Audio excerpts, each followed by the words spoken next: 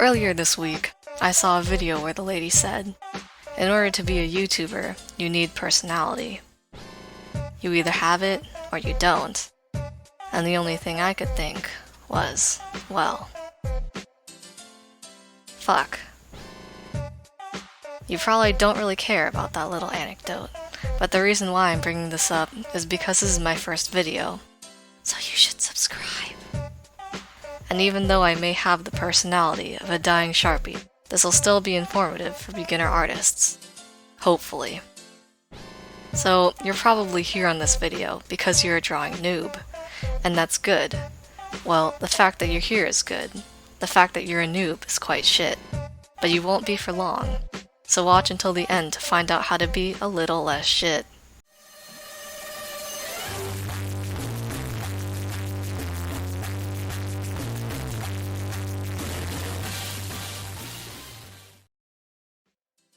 Now, as most artists know, anatomy is pretty important, and in order to get better at that, you're gonna need to study.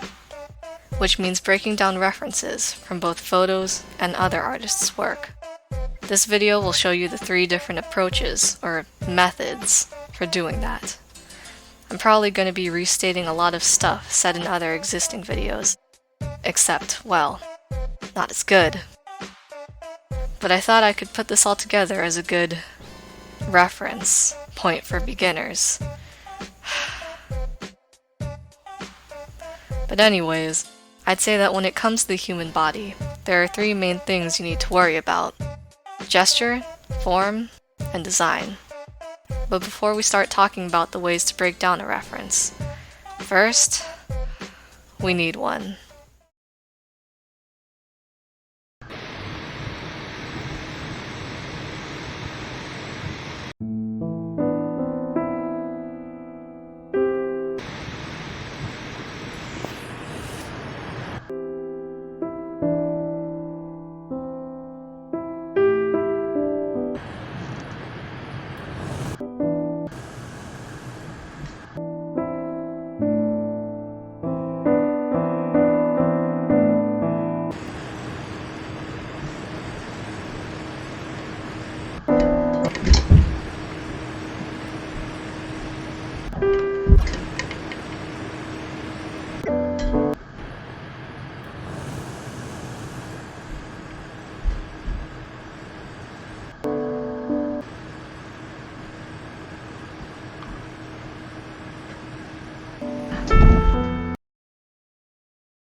Okay, that's enough. I've seen enough. Alright, now we finally have a reference. But before we get into what you should be doing, here's something real quick that you shouldn't be doing. This is unhelpful because it doesn't teach you anything about how anatomical forms turn in space. It doesn't really tell you anything about how the person is moving. And it doesn't teach you anything about design theory. Well, it might, but not as good as what I'm about to tell you.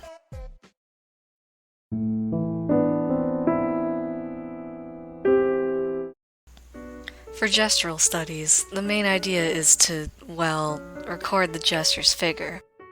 Okay, that probably didn't help much, but what I mean is to focus mainly on the action, pose, and I hate to use this word, but feeling you get from it. Really, just trying to capture the movement present in the reference, using organic 2D shapes and curves.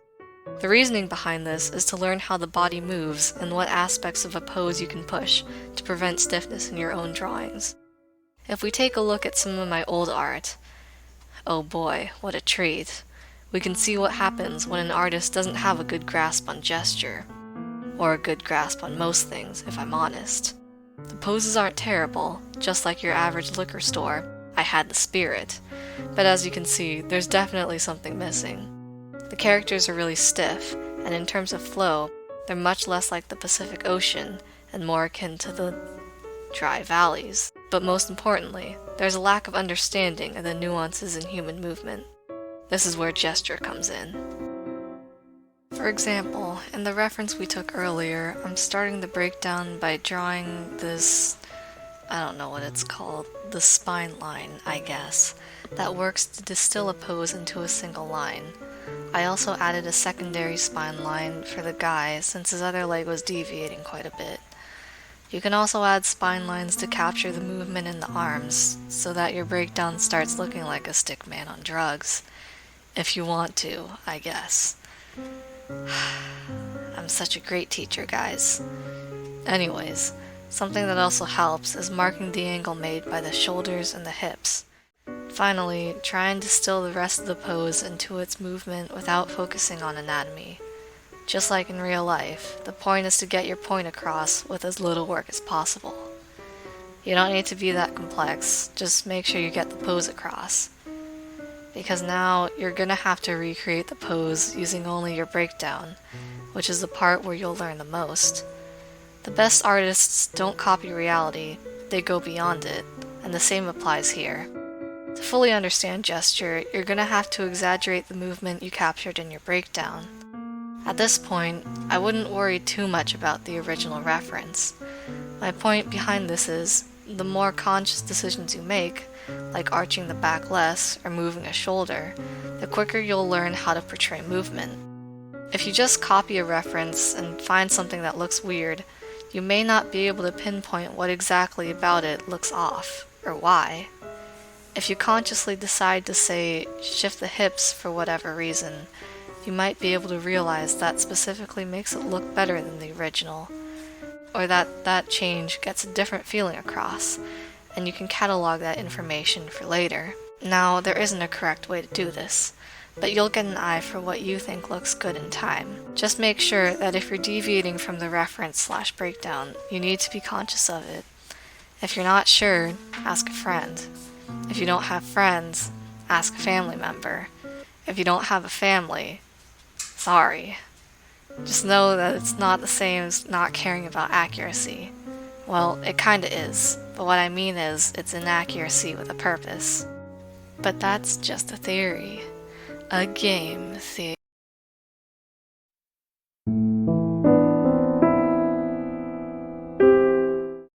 Now, on to forms.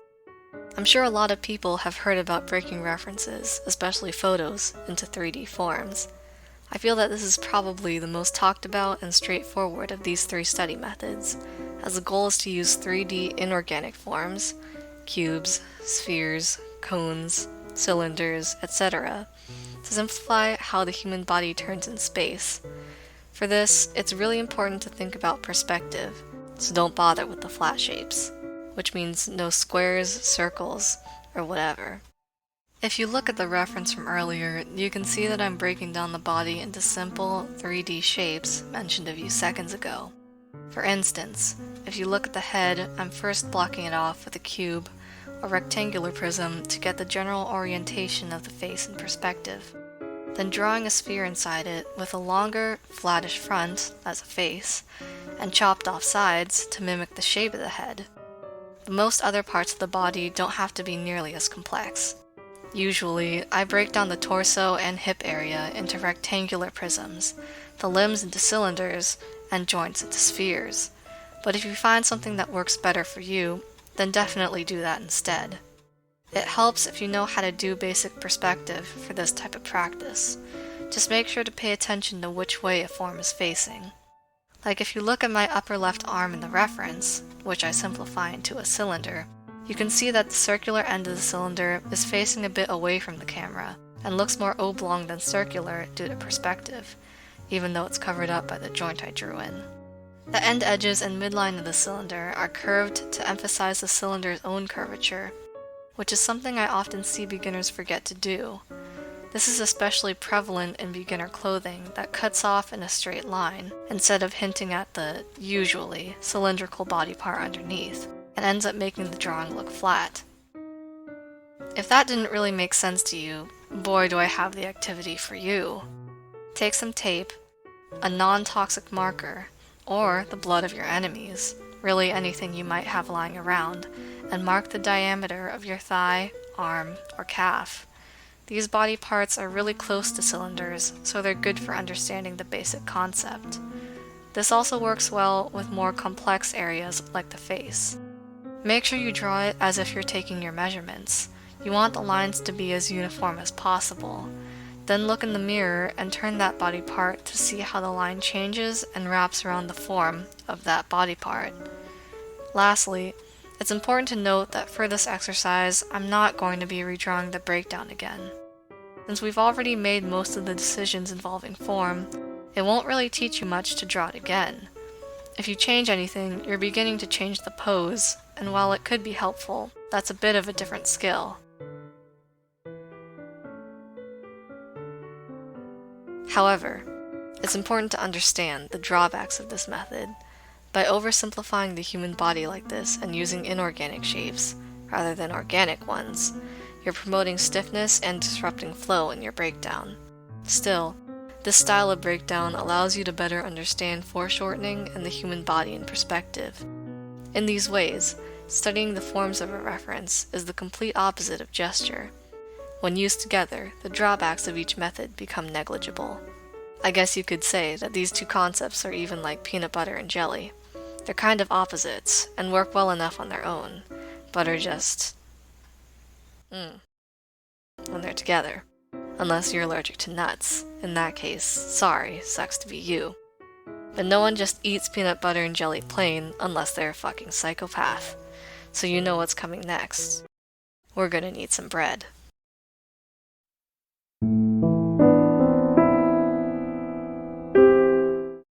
Now, onto the more elusive aspect of drawing bodies, design. I see a lot of people talking about the form part of this whole thing. I also see a lot of people talking about gesture drawings, and when combined, they're pretty good pieces of advice. But I don't see that many people talking about the design aspect. And what I mean by that is stuff like shape design, shape appeal, design theory, tangents, and stuff like that. You could say it's like the bread that ties everything together. This is because it's really important to break things down into appealing shapes, not necessarily simple shapes, but appealing ones. I'll cover that more in a bit. This is especially important in the stylization aspect of anatomy, which is good to know even when you're trying to be realistic. Despite what you might think, even an anatomy that's realistic should have some aspect of exaggeration to make it more pleasing. I mean, if you've been around the block a few times, you'll know that aesthetics don't just come pre-packaged, and reality can be weird, to say the least. This is why, when studying design and anatomy, other artists' work becomes much more valuable than photos, since you can study the design choices that that artist has made, and then apply them to your own work. Now, for this part of the video, I'm going to approach this reference breakdown in a bit of a different way. First, I'm going to be breaking down some work by an amazing artist that I recently found. Their name is Silverstar1243 on Instagram, so go follow them. Anyways, I'm going to break down some of their work, then try to apply it to a redraw of my reference photo. Something I notice immediately is, well, the quality is shit. Sorry guys. But other than that, I'm noticing the simplicity of some of the shapes Silverstar is using. A lot of anatomical features can be substituted for favored sided triangles and semicircles without losing a lot of personality. This is a cornerstone of good design, and shows that you don't need to show every little crevice of detail to show what you want to show. Still, these simple shapes won't always be enough. So as an artist, it's our job to design appealing shapes to get the job done. In order to do this effectively with anatomy, it's important to consider what anatomical features you want to exaggerate and which ones you want to minimize, which may be even more important than the former. Lucky for us, Silverstar has already done it for us, so right now I'm taking note of it. I noticed that in the bottom left one, the way the legs curve is very exaggerated. Even though your shins and femur are realistically pretty straight, the curving of these body parts really bring a lot of life into the pose. Silverstar is also tapering the angles quite a bit, which works well with the overall lankiness of the anatomy. Additionally, one last thing I'd like to mention is how angular Silverstar's drawings can get at times. It's important to remember that angularity shouldn't only be saved for joints, and can really be used anywhere you want to emphasize structure. Most of the time, this means bony areas, which I guess are joints most of the time, but it's really up to you. For instance, Silver Star chooses to make the butt area pretty angular in the top left examples. Really, the only thing holding you down is making sure your shapes have appeal, which, to be extra oversimplified, means to make sure they have direction, they flow into each other, they aren't too complex, and aren't repetitive. Right now, I'm kinda just highlighting what I feel Silver Star is minimizing. I think in these areas, they're not emphasizing structure or specific muscles, but rather just leaving them alone in their most simplified form. However, now we're starting to wander in some pretty subjective territory. And, well, now that I've completely desecrated this piece of work, it's time to move on to our actual reference. Now, even though I tried to plan out what I was going to do a little bit, this is probably going to be really difficult, as, well, the reference is really shitty. And I sincerely apologize for that. But yeah, I'm gonna have to fudge a lot of anatomy, especially since the clothes cover a lot of stuff. Sorry in advance. I'm starting out with my prominent arm in the photo, and decided to emphasize my bicep while minimizing my tricep, and tried to exaggerate the curve in my forearm. Also, something to note is how the edge of my hoodie perfectly aligns with the end of my sleeve and the edge of my torso.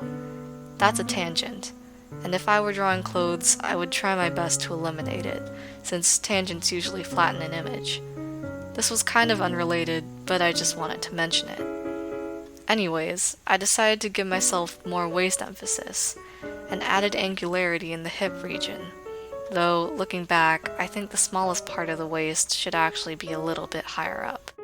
Moving on to the legs, I was just trying to curve them a little more, and make some muscles more prominent, like in Silver Star's work. Moving on to the guy, I kinda did the same thing to his torso proportions that I did to mine, and moved on. Same thing with his right leg. His right, not yours. For his left leg, I tried to emulate this as they're a little bit similar. Finally, for his arms, I decided to not bother too much with the anatomy of his right arm and the underside of his upper left. I decided to just make his shoulder and triceps more prominent, while curving his forearm more.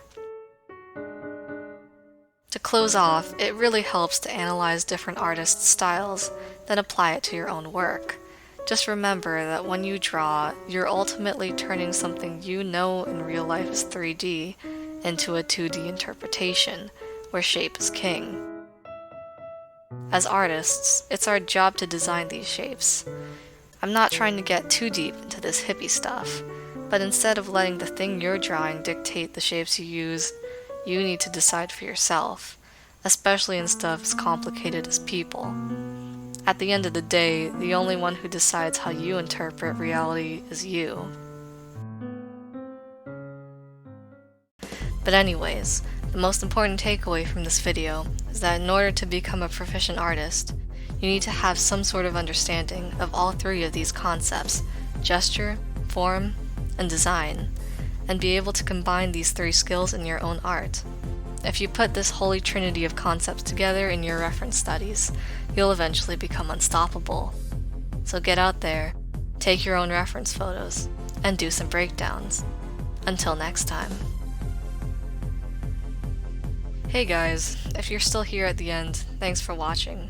It's my first video, so it means a lot. Make sure to leave a like and tell me your suggestions in the comments for whatever tutorials or videos you might want in the future.